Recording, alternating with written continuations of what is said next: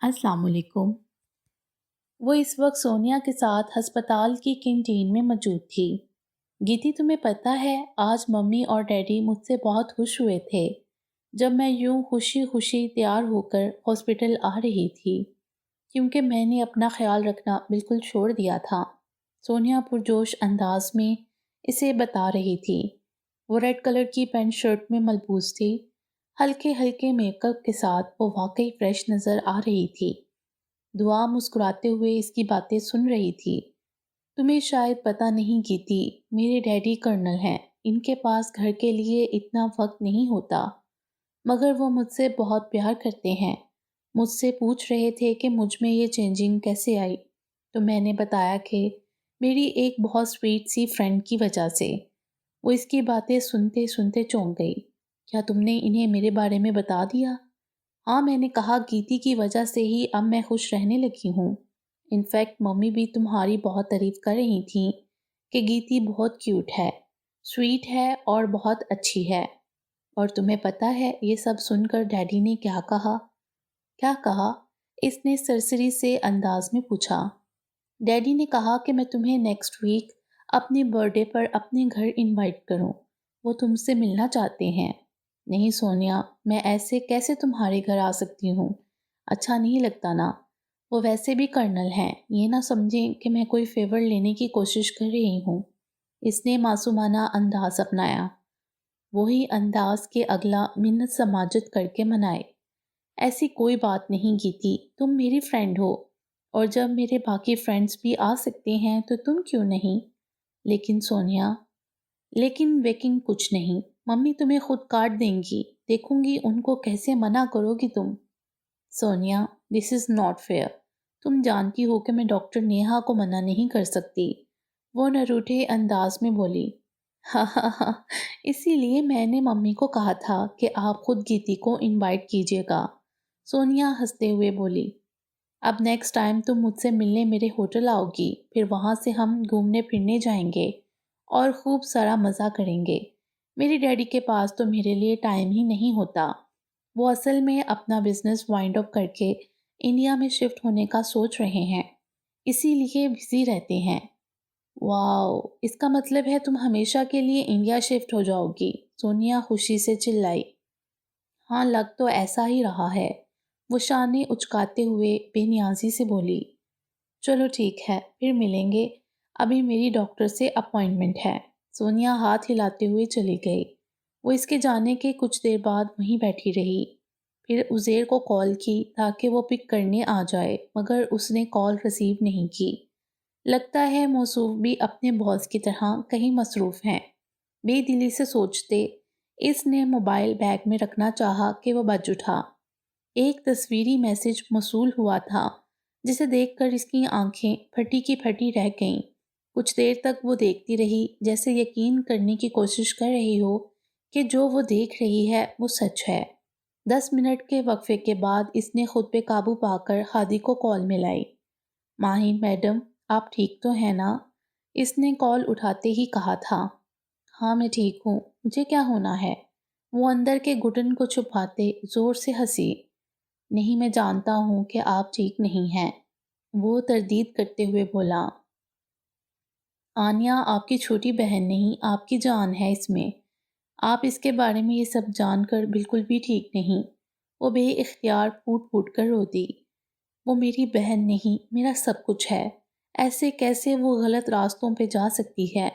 मैं तो इसको हर वक्त समझाती रहती थी, फिर मैं कैसे गाफिल हो गई इससे? अम्मी को पता चला तो वो टूट जाएंगी। सारी उम्र उन्होंने हमारी अच्छी तरबियत में गुजार दी है, वो तो जीते जी मर जाएंगी। वो अभी कम उम्र है, नादान है, अभी भी वक्त है, वो इन सारे चक्रों से निकल सकती है। आप इसे समझाइएगा, वो समझ जाएगी। वो इसे तसल्ली देते हुए बोला। यकीनन इसी आदमी ने इसे वर्गलाया होगा। आप फिक्र न करें, मैं इसकी अच्छे से खबर लूँगा। लड़कियाँ इतनी नासमझ नहीं होती कि किसी के वर्गलाने में आ जाएं। इन्हें सब समझ होती है कि कौन अच्छा है या बुरा। वो जानबूझकर लड़कों के चुंगल में फंसती हैं। वो मेरी बहन है, तो मैं इसे मार्जिन नहीं दे सकती कि इसे वर्गलाया गया है। وہ اپنے آپ کو نبالتے ہوئے بولی، اسے آنیا سے ہرگز بھی ایسی امید نہیں تھی۔ محبت میں اتنی عقل نہیں ہوتی کہ وہ لڑکیوں کو سمجھائے کہ غلط طریقے سے بننے والے تعلق کبھی تکمیل تک نہیں پہنچتے۔ محبت کہاں سوچتی ہے کہ کوئی کسی کے قابل ہے یا نہیں، ساری سمجھے مفلوج کر دیتی ہے۔ وہ بس سو سکا، کہنے کی ہمت نہ ہوئی۔ وہ دعا کی کسی بات سے اختلاف کر ہی نہیں سکتا تھا۔ ہادی مجھے ڈیٹیل سے ساری بات بتاؤ تاکہ مجھے فیصلہ کرنے میں آسانی ہو کہ کس کا قصور ہے۔ وہ اب اپنے حواسوں میں تھی، وہ بیٹھ کر رونے والوں میں سے نہیں تھی۔ اب اسے فیصلہ کرنا تھا کہ وہ کیا کرے۔ ہادی نمرا سے حاصل کردہ ساری تفصیل بتانے لگا۔ تمہیں لگتا ہے وہ شخص ویسا ہی ہے جیسا نمرا نے بتایا ہے؟ ساری بات سننے کے بعد اس نے پرخیال انداز میں کہا۔ مطلب؟ وہ بری طرح چونکا۔ مطلب یہ کہ ضروری نہیں کہ جیسا نظر آ رہا ہو وہ اصل میں بھی ویسا ہو۔ ہم دوسروں کی معلومات پر انحصار نہیں کر سکتے۔ تم خود اس کے بارے میں سب پتہ کرواؤ۔ آپ ٹھیک کہہ رہی ہیں، بس یہ ولید والا مسئلہ ختم ہو جائے تو پھر میں خود ساری معلومات اکٹھی کروں گا۔ وہ تابع داری سے بولا۔ سوری، میں اس بارے میں تو پوچھنا ہی بھول گئی۔ بتاؤ کہاں تک وہ معاملہ پہنچا؟ اس نے ندامت سے پوچھا۔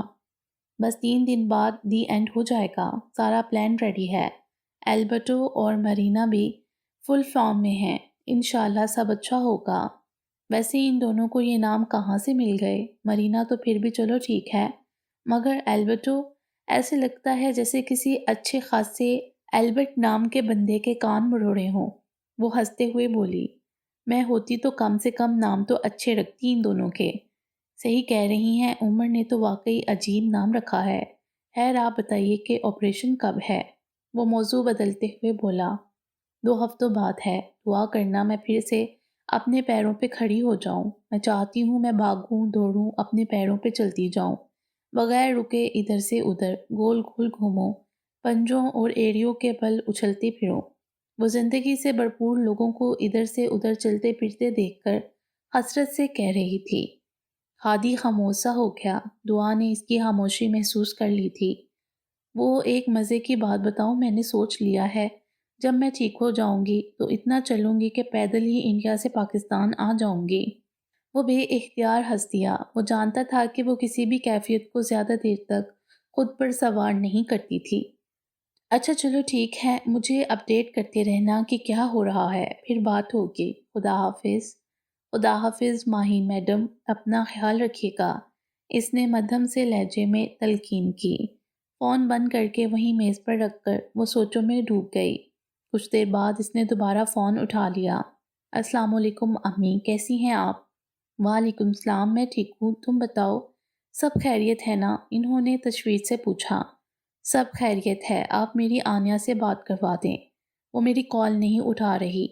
آنیا تو ابھی انسٹیٹیوٹ میں ہوگی، کیا خاص بات کرنی ہے اس سے؟ اف امی، خود ہی تو کہا تھا آپ نے کہ آنیا کو سمجھاؤ، اسی لیے بات کرنا چاہ رہی تھی، وہ جھنجھلا کے بولی۔ کچھ دیر ادھر ادھر کی باتیں کرنے کے بعد اس نے فون بند کر دیا۔ اسے لگ رہا تھا جیسے آنیا اسے جان بوجھ کے اگنور کر رہی تھی، اس سے بات نہیں کرنا چاہ رہی تھی۔ نہ جانے اسے وہاں بیٹھے کتنی دیر ہو گئی تھی۔ سامنے سے آتی سونیا کو دیکھ کر اس نے سوچا، گیتی تم ابھی تک یہیں ہو؟ مجھے لگا تم چلی گئی ہوگی۔ وہ شدید حیرانی سے بولی، ہاں وہ میں تمہارا انتظار کر رہی تھی کہ کب تم آؤ تو ہم مل کے لنچ کریں، وہ بات بناتے ہوئے بولی۔ تم 3 گھنٹوں سے میرا انتظار کر رہی تھی؟ ہائے سو سویٹ آف یو گیتی، تم میری بہت اچھی فرینڈ ہو۔ اس نے لاڈ سے دعا کے گلے میں باہیں ڈالیں تو وہ جنپ گئی۔ چلو پھر تمہارے ہوٹل ہی جاتے ہیں، وہاں ہی لنچ کریں گے، سونیا نے تجویز پیش کی۔ وہ دونوں باتیں کرتے ہوئے وہاں سے دور جانے لگیں۔ ساحل سمندر پہ واقع کاٹیجز میں سے ایک کاٹیج میں اس وقت جشن کا سا سما تھا۔ یہ کاٹیج ولید راؤ کے ایک عیاش دوست کا تھا جو اس نے آج پارٹی کے لیے ادھار لیا تھا۔ یہ کافی بڑا کاٹیج تھا جس کے پچھلے حصے میں خوبصورت لان رنگ برنگ لائٹوں کی روشنی میں جگمگا رہا تھا۔ ساری تیاری مرینا نے ولید کے ساتھ مل کر کروائی تھی۔ 2 دن پہلے البرٹو اور مرینا سے اس کی بہت بڑی ڈیل ہوئی تھی۔ اور اسی خوشی کو سیلیبریٹ کرنے کا مشورہ مرینا کی جانب سے آیا تھا، جس کے نتیجے میں راؤ کے تمام دوست، بزنس پارٹنرز اور سارے کانٹیکٹس یہاں موجود تھے۔ اچھا ہے سب ایک ساتھ پکڑے جائیں گے، ورنہ ہم اور کتنے بیس بناتے رہیں گے۔ عریش نے سب کو خوشگپیوں میں مصروف حرام شراب پیتے دیکھ کر دل میں سوچا، مرینا تم یہاں کیوں کھڑی ہو؟ وہاں آؤ، سب کتنا انجوائے کر رہے ہیں۔ ولید نے اس کے پاس آ کر لگاؤ سے کہا تو وہ جبری مسکراہٹ سے اس کے ساتھ آگے بڑھ گئی۔ عمر اور عریج نے بلوٹوتھ ڈیوائسز کانوں میں لگا رکھی تھیں۔ یہ تم کس خوشی میں اس کے ساتھ گھوم رہی ہو؟ بڑے پڑ نکل رہے ہیں تمہارے، سچ میں اپنے آپ کو مرینا سمجھنے لگی ہو؟ وہ اس کے کان میں چیخا۔ وہ چلتے چلتے رکی، پلٹ کر پیچھے دیکھا۔ وہ ریلنگ کے ساتھ ٹیک لگائے اسے غصے سے گھور رہا تھا۔ تمہیں کیا مسئلہ ہے؟ اپنے ساتھ چپکی وہ ڈائن تمہیں نظر آ رہی ہے؟ وہ دبے لہجے میں گرائی۔ عمر نے بے اختیار اپنے ساتھ کھڑی اس ڈائن کی طرف دیکھا۔ میک اپ سے لدے چہرے کے ساتھ نامناسب لباس پہنے وہ عورت نما لڑکی ولید کی پارٹنرز تھی جو لڑکیوں کی اسمگلنگ کرتی تھی۔ وہ واقعی اس کے ساتھ کھڑی اس کو متوجہ کرنے کی کوشش کر رہی تھی۔ وہ رسمی مسکراہٹ اس کی طرف اچھالتا وہاں سے ہٹ گیا۔ کیا مصیبت ہے؟ وہ جلا کے پھر سے اس کے کانوں میں بولا۔ ہاں پتہ ہے سب، میرے سامنے اسے مصیبت کہہ رہے ہو، ورنہ دل میں تو لڈو کیا ساری مٹھائیاں پھوٹ رہی ہوں گی۔ وہ بظاہر سب سے ہیلو ہائی کرتی اس پہ غصہ ہوئی۔ اچھا چھوڑو یہ سب باتیں، منشا صاحب ابھی تک کیوں نہیں آئے؟ اس نے کام کی بات پوچھی۔ منشا بھائی بلوچستان میں دہشت گردی کا بڑا ذریعہ تھا، ابھی تک صرف اس کا انتظار ہو رہا تھا کیونکہ وہ بہت کم منظر عام پہ آتا تھا۔ ولید راؤ ان کی سوچ سے کہیں زیادہ آگے تھا۔ ملک میں بڑھتے جرائم کی 50% ذمہ داری اس نے سنبھالی ہوئی تھی، جسے وہ اپنے سہولت کاروں کے ذریعے باخوبی نبھا رہا تھا۔ تھوڑے انتظار کے بعد وہ بھی چلا آیا جس کے انتظار میں سب ہلکان ہو رہے تھے۔ 40 سال کا توانا مرد اور چہرے پر چھائی صفاقی۔ عریج نے اسے دیکھ کر بے اختیار جھرجھری لی۔ سر وہ آ چکا ہے، ہمارے مطلوبہ سارے مجرم آ چکے ہیں۔ میرا خیال ہے کہ چھاپہ مار دیا جائے، یہ مناسب وقت ہے۔ میں جیسے ہی سگنل دوں آپ لوگ اٹیک کر دیجیے گا۔ عمر سب سے ذرا دور ہٹ کے بات کر رہا تھا، نظریں ہنوز عریج پہ تھیں جو تتلی کی مانند ادھر ادھر منڈلا رہی تھی۔ اس کو تو بعد میں پوچھوں گا، غصے سے کرتے ہوئے اس نے سوچا۔ وہ آگے بڑھا تاکہ راؤ اور منشا کی باتیں سن سکے۔ راؤ میں بس تمہارے لیے یہاں آیا ہوں، ورنہ تم جانتے ہو کہ میں عموماً اپنے علاقے سے باہر نکلنا پسند نہیں کرتا، منشا نحوت سے کہہ رہا تھا۔ یہ تو آپ کی نوازش ہے منشا بھائی، ولید نے خوشامدانہ انداز اختیار کیا۔ اس سے ملیے، یہ ہے البرٹو، اسی سے میری ساری ڈیلز ہوتی ہیں آج کل، بہت کمال بندہ ہے یہ۔ ولید کے کہنے پر منشا نے گہری نظروں سے قریب آ کے کھڑے ہوئے عمر کا جائزہ لیا۔ ہائی مسٹر منشا، البرٹو نے مسافے کے لیے ہاتھ بڑھایا جو اس نے تھام لیا۔ خوشی ہوئی کہ ہم پہلی بار مل رہے ہیں، منشا نے بھاری آواز میں کہا، اور آخری بار بھی۔ عمر کی زبان پھسلی۔ میرا مطلب ہے آپ تو بہت کم نظر آتے ہیں، اور ہم بھی شاید کچھ دنوں تک اپنے ملک واپس لوٹ جائیں۔ اس نے جلدی سے بات سنبھالی تھی۔ میں ذرا ایک کال کر لوں، منشا کہتے ہوئے اس سے دور ہٹ گیا۔ جو جی، یہ جو راؤ کے نئے ساتھی ہیں نا، ان کو ابھی کے ابھی اٹھاؤ۔ ان کی وجہ سے راؤ نے اسلحے کی کھپ دینے سے انکار کیا تھا نا، اب دیکھو ان کے ساتھ کرتا کیا ہوں۔ اور سنو، کام خاموشی اور رازداری سے ہونا چاہیے، کسی کو کانوں کان خبر نہ ہو۔ عمر بھی وہاں سے ہٹ کے عریج کی طرف جانے لگا جو ایک طرف کھڑی فون پہ مصروف نظر آ رہی تھی۔ داوطن عمر کے موبائل پر بیپ ہوئی۔ عمر کتنی دیر اور ہے؟ عریج کا میسج تھا۔ بس 10 منٹ اور پھر سارا کھیل ختم ہو جائے گا، اس نے جوابی میسج کیا۔ عمر کاٹیج کے پچھلے حصے کی جانب چلا گیا تاکہ پوچھے کہ وہ کہاں ہیں۔ اچانک کسی نے پیچھے سے اس کے سر پر کچھ زور سے دے مارا۔ اس کا سر گھوم کے رہ گیا۔ وہاں مشکل مڑ کے دیکھا تو 2 آدمی کھڑے تھے، جن میں سے ایک کے ہاتھ میں ہاکی تھی جسے اس نے عمر کے سر پہ رسید کیا تھا۔ اس سے پہلے وہ دوسرا وار کرتا کسی نے ان دونوں پہ پستول تان دی، خبردار ذرا بھی ہلے تو شوٹ کر دوں گی۔ یہ عریج تھی جو دو مشکوک افراد کو عمر کے پیچھے جاتے دیکھ کر یہاں آئی تھی۔ کون ہو تم لوگ؟ بتاؤ جلدی ورنہ یہ ساری گولیاں تم دونوں پہ چلا دوں گی، عریج نے دھمکی دی۔ عمر اتنی دیر میں خود کو سنبھال چکا تھا، جلدی سے آگے بڑھا اور وہی ہاکی اس شخص کی ٹانگوں پہ زور سے ماری۔ اس کی چیخیں نکل گئیں مگر میوزک کی تیز آواز نے معاملہ دبا لیا۔ بتاؤ، کہتے ہوئے اس نے پھر سے مارنے کے لیے ہاکی اٹھائی۔ ہمیں منشا بھائی نے کہا تھا کہ آپ دونوں کو اٹھا کر اپنے اڈے پہ لے جائیں، دوسرے نے جلدی سے کہا۔ عمر ہم بس پہنچ گئے ہیں، تم دونوں خیریت سے ہو؟ بلو ٹوتھ سے ہادی کی آواز آئی۔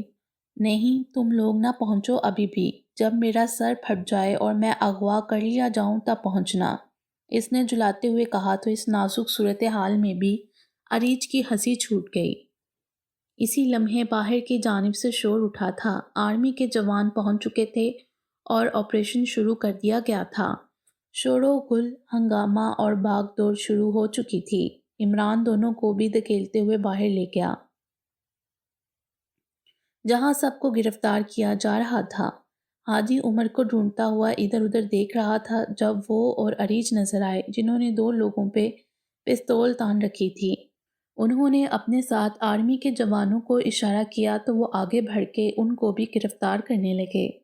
سب کو گرفتار کرنے کے بعد لے جانے لگے تو ولید شور مچانے لگا، یہ البرٹو اور مرینا، یہ بھی میرے ساتھی ہیں، ان کو بھی گرفتار کرو، یہ دونوں بھی میرے ساتھ ملوث ہیں، پکڑو ان کو بھی۔ وہ ہذیانی انداز میں چلا رہا تھا۔ البرٹو اور مرینا 2 قدم آگے بڑھے۔ ولید راؤ، مجھ سے ملیے، میں ہوں inspector Umar Ishaq from intelligence bureau of Pakistan, اس نے اپنی نکلی داڑھی مونچھ اتارتے ہوئے کہا، اور میں ہوں انسپیکٹر عریج حیات عرف مرینا، تم سے مل کر خوشی ہوئی راؤ، امید ہے پھر جیل میں ملیں گے۔ وہ خوش اخلاقی سے اپنا تعارف کروانے لگی۔ بائے بائے راؤ، عمر اور عریج ایک ساتھ بولے۔ تم لوگوں نے مجھے دھوکہ دیا، چھوڑوں گا نہیں تم دونوں کو، ایک دفعہ باہر نکلنے دو مجھے، میں اپنا بدلہ لوں گا تم لوگوں سے۔ وہ بے انتہا حیران تھا کہ اس جیسے گھاک بندے کو بھی دھوکہ ہو گیا۔ ضرورت سے زیادہ خود اعتمادی انسان کو اکثر ڈبو دیتی ہے، اور ویسے بھی مجرموں پہ جب گھیرا تنگ ہو جائے پھر ان کا یوم حساب بہت جلد آ جاتا ہے۔ آخر ایک کامیاب ڈرامے کا دلچسپ اختتام ہوا تھا۔ آنیا جان بوجھ کر دعا کی کال اٹینڈ نہیں کر رہی تھی۔ اسے بہت غصہ تھا کہ بابا نے ایک دفعہ بھی اسے کال نہیں کی تھی۔ اس کے خیال میں سکندر کو بس دعا کی ہی فکر تھی۔ جب کسی کو اس کی فکر نہیں تھی تو وہ کیوں کرے؟ انہی سوچوں میں غلطاں تھی کہ ولی کا فون آ گیا۔ آنیا، میں کافی شاپ میں بیٹھا ہوا ہوں، تم جلدی سے پہنچو۔ اوکے ولی، میں 10 منٹ میں آ رہی ہوں۔ لباس تبدیل کر کے اس نے چادر لی، کندھے پہ بیگ لٹکایا۔ آنیا، یہ غلط ہے، تم گمراہی کے راستے پہ جا رہی ہو، مت جاؤ۔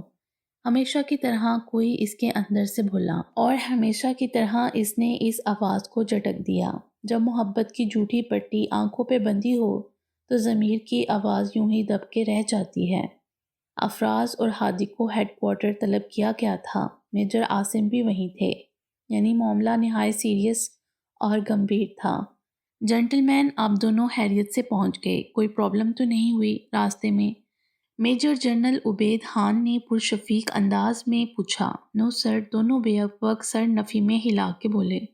میجر سکندر نے جو رپورٹ بھیجی ہے اس کے مطابق کل 2 انڈین آفیسرز یہاں کراچی آ رہے ہیں۔ وہ کراچی تک تو آ جائیں گے مگر آگے ان کو ریسیو کرنا ہمارا کام ہوگا۔ ہادی اور افراز، آپ دونوں کو ان 2 انڈین آفیسرز کی شناخت لے کر مشن کو مزید آگے بڑھائیں گے۔ میجر عاصم آپ کو لیڈ کریں گے۔ پھر وہ ہادی کی طرف دیکھتے ہوئے کہنے لگے، یہ کیس آئی بی اور آئی ایس آئی دونوں کا ہی ہے، اسی لیے آپ کو یہاں بلایا گیا ہے۔ ولید راؤ کا را کے جن ایجنٹ سے رابطہ تھا ان کا پتہ میجر سکندر نے ہمیں مہیا کر دیا ہے، ہمیں بس اب ان کو اپنے چنگل میں پھنسا کر سب اگلوانا ہے۔ لیکن سر، جو کرتارپور بارڈر کی رپورٹ ہے اس کا کیا؟ ہم اس کے بنا کچھ بھی ثابت نہیں کر پائیں گے، میجر عاصم نے پریشانی سے کہا۔ وہ رپورٹ کرنل رنجیت سنگھ کے گھر کے خفیہ لاکر میں ہے، اور میجر سکندر کی بیٹی اور آئی بی ایجنٹ بہت جلد اس کرنل کے گھر کے اندر ہوں گی۔ میجر جنرل عبید خان نے فاتحانہ مسکراہٹ سے کہا۔ ہادی کے لیے یہ نئی بات تھی، اسے اپنی ماہین میڈم پہ فخر سا ہوا تھا۔ ہادی اور افراز کو ان کی ڈیوٹی اچھے سے سمجھا دی گئی تھی۔ انڈیا میں ہونے والی کارروائی کا سارا دارومدار دعا فاطمہ مہین پہ تھا۔ وہ اپنے پیروں پہ کھڑی نہ ہونے کے باوجود دشمنوں کے پیروں تلے سے زمین نکالنے کی صلاحیت رکھتی تھی۔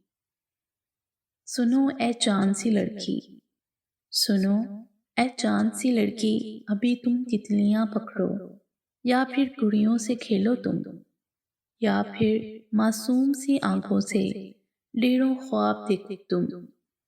فراز و فیض محسن کی کتابیں مت ابھی پڑھنا، یہ سب لفظوں کے ساحر ہیں، تمہیں الجھا کے رکھ دیں گے۔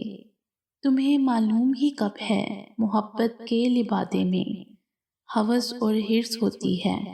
یہ انسانوں کی دنیا ہے، مگر ان سے کہیں بڑھ کر یہاں وحشی درندے ہیں، وہ وحشی جن کی آنکھوں میں مچلتے پیار کے پیچھے ہوس اور حرص ہوتی ہے۔ ابھی کچی کلی ہو تم، ابھی کانٹوں سے مت کھیلو، ابھی اپنی ہتھیلی پر کسی کا نام مت لکھو، ابھی اپنی کتابوں میں گلابی پھول مت رکھو، ابھی شعروں میں مت الجھو، ابھی تو عمر باقی ہے، ابھی خود کو سنبھالو تم، ابھی مت گنگناؤ تم، ابھی سے عشق مت سوچو، ابھی سب بھول جاؤ تم۔ سنو اے چاند سی لڑکی، سنو اے چاند سی لڑکی۔ وہ کمرے میں چت لیٹی موبائل ہاتھ میں پکڑے اس نظم کو پڑھے جا رہی تھی جو دعا نے اسے سینڈ کی تھی۔ جب بھی دعا کو کوئی شاعری اچھی لگتی تھی تب وہ اسے ضرور سینڈ کرتی تھی۔ فاطمہ حسب معمول اپنے اسکول میں تھیں جبکہ اس نے آج چھٹی کی ہوئی تھی۔ اس نظم کو پڑھتے ہوئے وہ سوچ رہی تھی کہ کیا دعا سب جان چکی ہے اور کیا یہ کوئی ان کہا پیغام ہے۔ وہ گھبرا کر اٹھ بیٹھی، پسینے کی ننھی ننھی بوندیں ماتھے سے بہنے لگیں۔ آنیا، میں نے تم سے پہلے بھی کہا تھا کہ یہ سب غلط ہے، تم پلٹ آؤ آنیا، اندر کی آواز بڑھنے لگی۔ ابھی سے عشق مت سوچو، ابھی سب بھول جاؤ تم۔ نہیں، ولی بہت اچھا ہے، وہ مجھے دھوکہ نہیں دے سکتا۔ اس نے ساری آوازوں کو جھٹکا۔ آنیا، میں تمہیں کتنا سمجھاتی رہتی تھی لیکن تم نے میری ایک نہ سنی۔ دعا کی آواز کہیں آس پاس ہی گونجی تھی۔ آنیا، میری تربیت کا یہ صلہ دیا ہے تم نے، اپنی ماں کو جیتے جی مار دیا ہے تم نے۔ اسے لگا جیسے فاطمہ نے اس کو تھپڑ مارا ہو۔ بیٹا، تمہیں میری محبت کی ضرورت تھی نا، پھر کیسے کسی اور مرد کی محبت تمہارے دل میں آ سکتی ہے؟ سکندر کی شکوہ کنا آواز اس کے دل کو دہلا گئی۔ سونیا، یہ اب ہماری دوست رہی نہیں، یہ غلط لڑکی بن گئی ہے۔ نمرا کا غصے والا انداز۔ آنی، تم اچھی لڑکی نہیں ہو۔ سونیا کی بے روحی۔ سنو اے چاند سی لڑکی، سنو اے چاند سی لڑکی، محبت کے لبادے میں ہوس اور حرص ہوتی ہے۔ ساری آوازیں گھٹ مٹ سی ہونے لگیں، دعا کی، فاطمہ کی، سکندر اور اس کی دوستوں کی۔ آہ! وہ چلا اٹھی، میں اچھی لڑکی ہوں، کیا محبت کرنا کوئی جرم ہے؟ نہیں، زور چلتا میرے دل پہ میرا، کیا کروں؟ سب مجھے غلط اور قصوروار کہہ رہے ہیں۔ وہ داڑیں مار مار کے رونے لگی۔ کیوں کسی مرد کی محبت میرے نصیب میں نہیں ہے؟ بابا کی محبت اگر مجھے ملتی تو شاید میں اس طرف جاتی ہی نہ۔ ابھی تو عمر باقی ہے، ابھی خود کو سنبھالو تم۔ موبائل پہ بیل ہوئی تو آنسو صاف کر کے دیکھا۔ دعا کی کال آ رہی تھی۔ وہ کیا سامنا کر سکتی تھی اپنی بہن کا، لیکن یہ دل پہ بڑھتا بوجھ اس کی جان نکال رہا تھا۔ دعا اسے ضرور کوئی اچھا مشورہ دے گی۔ خود کو کمپوز کر کے اس نے کال اٹھائی۔ انڈین انٹیلیجنس ایجنسی را، research and analysis wing are را، انڈیا کی پرائمری فارن انٹیلیجنس ایجنسی ہے۔ اس کا قیام ستمبر 1968 میں عمل میں آیا۔ اس ایجنسی کو بنانے کی بڑی وجہ انڈیا اور چین کی 1962 کی لڑائی اور پاک بھارت جنگ 1965 میں انڈین انٹیلیجنس بیورو کی ناکامی تھی۔ شروع میں اس کے مقاصد میں ملکی و غیر ملکی معاملات کو دیکھنا تھا اور ان کی جانچ پڑتال کرنا تھا، مگر آہستہ آہستہ اس ایجنسی کو وسیع کیا گیا اور یوں اس میں ایجنٹ بھرتی کیے جانے لگے تاکہ انڈیا بھی دوسری ایجنسیوں کی طرح غیر ممالک میں گھس سکے۔ کراچی میں را کے 2 نئے ایجنٹس آ چکے تھے، جس کی وجہ سے پہلے سے موجود ایجنٹس کے کاموں میں آسانی پیدا ہو گئی تھی۔ اب وہ اکثر چھوٹے موٹے کام وکرم عرف وکی اور موہن کو سونپ دیتے تھے۔ یہ دونوں بڑے فعال بندے تھے، جھٹ پٹ منٹوں میں حکم کی تعمیل کرتے تھے۔ ورما اور راجیش تو ان کے کام کی وجہ سے بہت خوش تھے، مگر وکاش اپنی شکی عادت کے مطابق ان دونوں پہ ابھی اعتبار نہیں کرتا تھا۔ پچھلے ہفتے سے عجیب حالات پیدا ہو گئے تھے۔ ہر قسم کی معلومات حاصل ہونے کے باوجود حالات ان کے کنٹرول میں نہیں تھے اور ولید کا بھی کوئی اتا پتہ نہ تھا۔ اڑتی خبروں کے مطابق ایجنسی والوں نے اسے گرفتار کر لیا تھا، مگر انہیں ابھی پکی خبر موصول نہیں ہوئی تھی۔ راجیش، ہم بہت بڑی مصیبت میں پھنس چکے ہیں۔ مجھے لگتا ہے کہیں کوئی بڑی گڑبڑ ہے، ورنہ وہ ولید تو بغیر کسی وجہ کے ہی ہر دوسرے دن فون کر لیتا تھا۔ اب تو اتنے دن ہو گئے ہیں، کہیں واقعی وہ پکڑا تو نہیں گیا؟ ورما نے تشویش سے پوچھا۔ لگ تو ایسا ہی رہا ہے، اس نے بھی تائید کی۔ مجھے تو پہلے دن سے ہی لگ رہا ہے کہ وہ دشمنوں کے ہاتھ لگ چکا ہے، مگر تم لوگ تو میری سنتے ہی نہیں۔ وکاش تپے ہوئے انداز میں بولا۔ اگست شروع ہو چکا تھا، باہر کی گھٹن ان کے سینوں میں بڑھنے لگی تھی۔ سوال یہ ہے کہ اگر یہ سچ ہے تو ہمیں کیا کرنا چاہیے؟ ورما نے سب کی طرف دیکھتے ہوئے کہا۔ انتظار۔ جواب وکی کی طرف سے آیا تھا، جو مزے سے صوفے پہ لیٹا ہوا تھا۔ وہ کیوں؟ پکڑا وہ گیا ہے اور انتظار ہم کریں؟ بلکہ اچھا ہوا مصیبت ٹلی سر سے، وکاش کہہ کر فریج سے بوتل نکال کر گھونٹ گھونٹ پینے لگا۔ شدید پریشانی میں وہ ایسا ہی کرتا تھا۔ تم شاید سمجھے نہیں، مصیبت ٹلی نہیں بلکہ سر پہ پڑنے والی ہے، کیونکہ بلوچستان میں پہنچایا جانے والا اسلحہ ہمیں ولید کے ذریعے ملتا تھا۔ اب اگر وہی پکڑا گیا ہے تو اب تک وہ زبان کھول چکا ہوگا۔ ہم دونوں طرف سے مصیبت میں گر چکے ہیں، اسی لیے بہتر یہی ہے کہ ابھی صرف انتظار کیا جائے۔ وکی نے اٹھ کر بیٹھتے ہوئے تفصیل سے ساری صورتحال واضح کی۔ کہہ تو یہ ٹھیک رہا ہے، موہن نے تائید کی، لیکن اگر ہمارے ٹھکانے کا علم ہوتا تو اب تک ہم بھی جیل میں ہوتے۔ ورما نے ایک اور نکتہ اٹھایا تھا۔ تو تمہارا کیا خیال ہے کہ ہم خود ہی باہر نکل کے انہیں دعوت دیں کہ آؤ ہمیں گرفتار کرو؟ وکی نے مذاق اڑانے والے انداز میں کہا تھا۔ میں نے اب ایسا بھی نہیں کہا، ورما نے تیزی سے کہا۔ لڑنا بند کرو اور خاموشی سے میری بات سنو۔ راجیش نے ہاتھ اٹھا کر سب کو خاموش کروایا۔ ابھی چند دنوں میں ہمیں اوپر سے میل ریسیو ہو جائے گی، جس میں پورے سال کا پلان ہوگا کہ ہمیں آگے کیا کرنا ہوگا۔ کرتارپور بارڈر والا معاملہ بھی تبھی آگے جا سکے گا جب تک آرڈر نہیں ملتے۔ ہم خود سے کچھ بھی نہیں کر سکتے۔ وکی ٹھیک کہہ رہا ہے، ہمیں چند دن انتظار کرنا ہوگا۔ اوکے باس، ڈن ہے۔ سب سے پہلے وکی نے ہی کہا تھا۔ میری طرف سے بھی ڈن ہے، موہن نے بھی ہاتھ اٹھا کر کہا۔ ٹھیک ہے، مجھے کیا اعتراض ہوگا جب سب کو یہ منظور ہے، ورما نے شانے اچکاتے ہوئے کہا۔ سب کی نظریں اب وکاش پہ تھیں، جو ہرگز بھی آمادہ نہیں لگ رہا تھا۔ ڈن ہے، اس نے بے دلی سے کہا تھا۔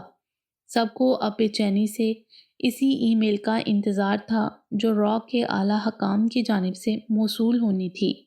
وہ آئینے کے سامنے کھڑی کب سے تیار ہو رہی تھی۔ آج سونیا کی سالگرہ تھی اور وہ 10 منٹ بعد اسے پک کرنے آنے والی تھی۔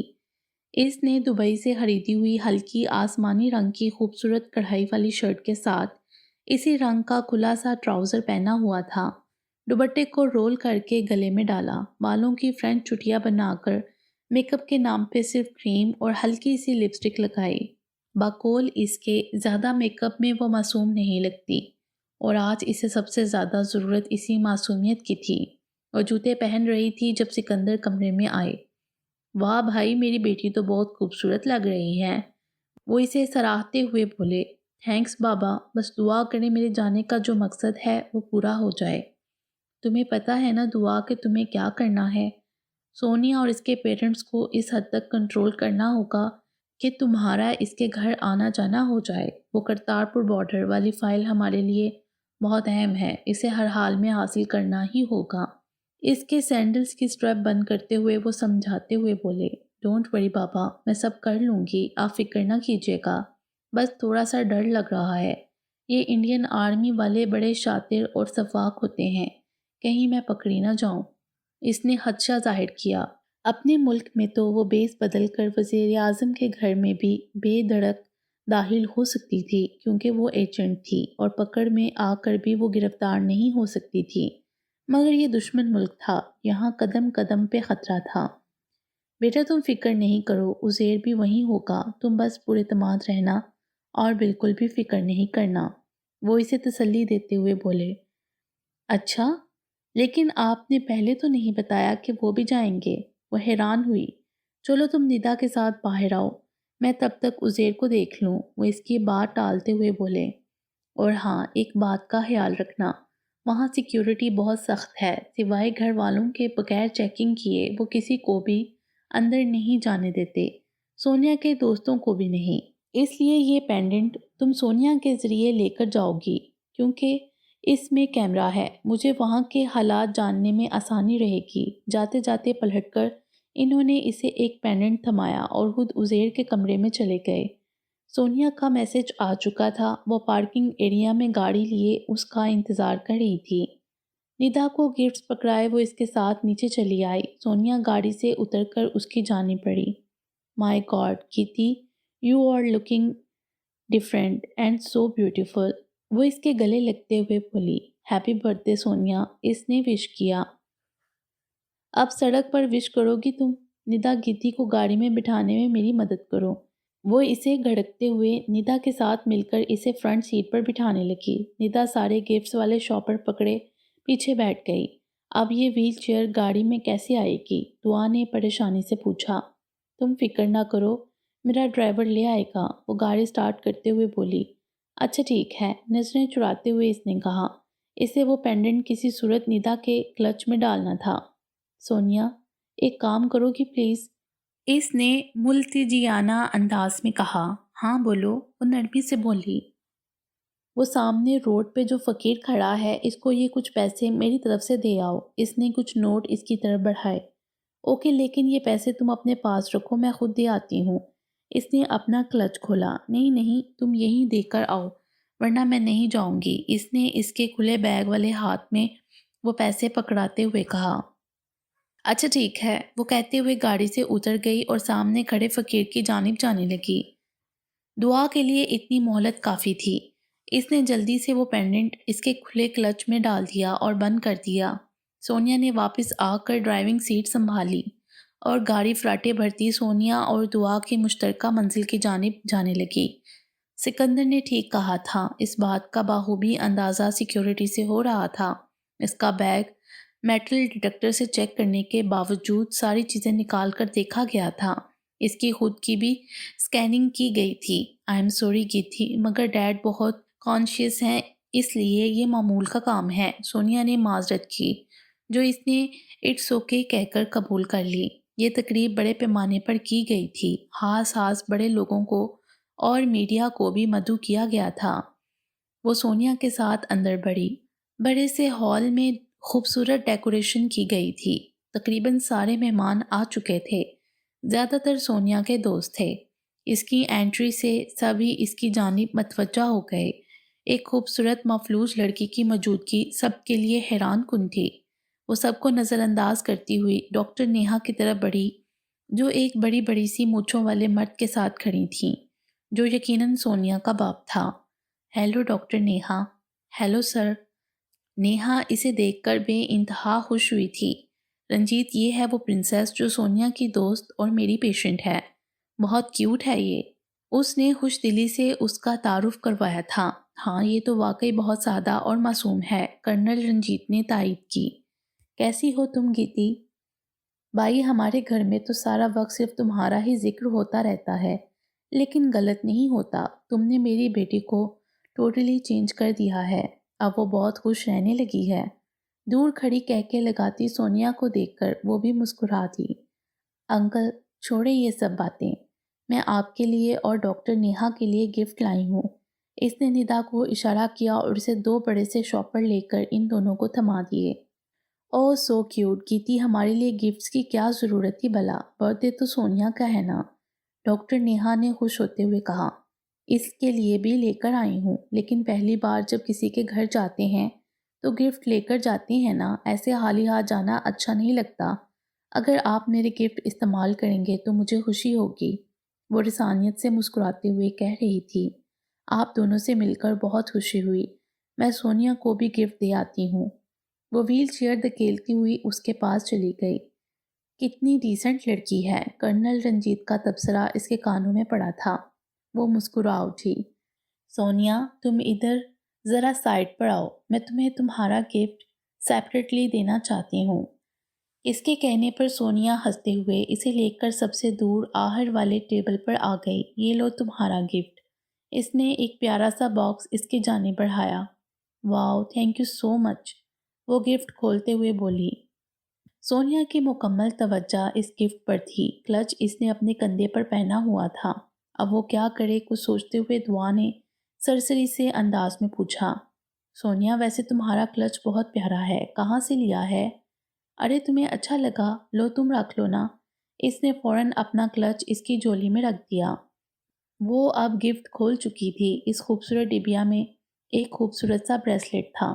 واو، اٹس سو بیوٹیفل، وہ مکمل طور پر مگن ہو چکی تھی۔ نظریں بچاتے ہوئے اس نے جلدی سے وہ پینڈنٹ سونیا کے کلچ سے نکال لیا۔ یہ لو سونیا تمہارا کلچ، میں تو یوں ہی کہہ رہی تھی، میں یہ نہیں لے سکتی۔ اس نے اس کا کلچ اس کے ہاتھ میں تھمایا۔ لیکن تمہیں تو یہ اچھا لگا نا؟ ہاں، لیکن جو چیز اچھی لگے ضروری تو نہیں انسان وہ حاصل بھی کر لے۔ ویسے بھی یہ تمہاری ملکیت ہے اور میں دوسروں کا حق نہیں لے سکتی، اس نے دو ٹوک کہا۔ گیتی، تم نے بھی تو مجھے گفٹ دیا ہے تو کیا میں نہیں دے سکتی؟ سونیا نے ناراض ہوتے ہوئے کہا۔ اچھا ٹھیک ہے، تم بھی مجھے میری برتھ ڈے پہ گفٹ دے دینا۔ اس نے حساب برابر کرنے کی کوشش کی۔ اوکے، برتھ ڈے پہ ڈن ہے پھر۔ سونیا نے بے دلی سے ہاں کی۔ اچھا چلو کیک کاٹو جا کر، سب تمہارا ویٹ کر رہے ہیں۔ میں بھی 5 منٹ میں آتی ہوں، دعا نے اس کو جانے کا اشارہ کیا۔ جانا پورے 5 منٹ بعد۔ وہ اپنا کلچ دوبارہ سے گلے میں ڈالتے ہوئے کہہ کر کیک کاٹنے چلی گئی۔ یہ کیپٹن USA کہاں ہے؟ بابا نے تو کہا تھا کہ وہ بھی ادھر ہی ہوں گے، مگر نظر تو نہیں آ رہے۔ وہ اسے ادھر ادھر ڈھونڈتے ہوئے بولی۔ میڈم، کیا میں آپ کا انٹرویو لے سکتا ہوں؟ ایک رپورٹر اس کے پاس آ کر بولا۔ جی نہیں۔ وہ اسے بغیر دیکھے 2 لفظی جواب دے کر پھر سے عزیر کی تلاش میں نظریں دوڑانے لگی۔ غالباً آپ کسی کو تلاش کر رہی ہیں، اس نے بات بڑھانے کی خاطر کہا۔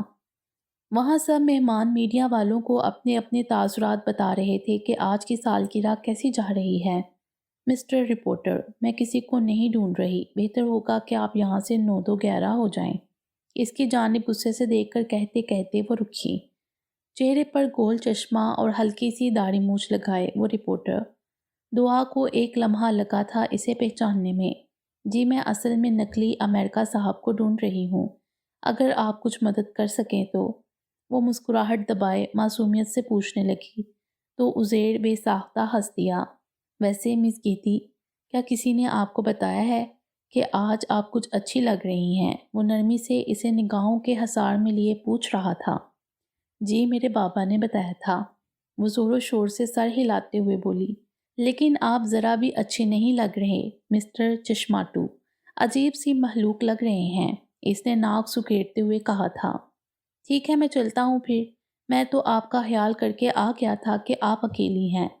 کوئی نہ، اٹس اوکے، وہ رخ موڑ کے جانے لگا۔ سنیں عزیر، اس نے بے اختیار پکارا۔ کیا میں نے آپ کو ناراض کر دیا ہے؟ اس نے ہولے سے پوچھا۔ جی بالکل۔ دعا میڈم، آپ کو کیا لگتا ہے کہ ایکٹنگ صرف آپ کو آتی ہے؟ وہ معصومیت سے بولا۔ اچھا، آئی ایم سوری، میں جانتی ہوں کہ آپ یہاں صرف میرے لیے آئے ہیں، وہ ندامت سے نظریں جھکائے بولی۔ اٹس اوکے، میں نے آپ کو معاف کیا، عزیر نے فراخ دلی سے کہا۔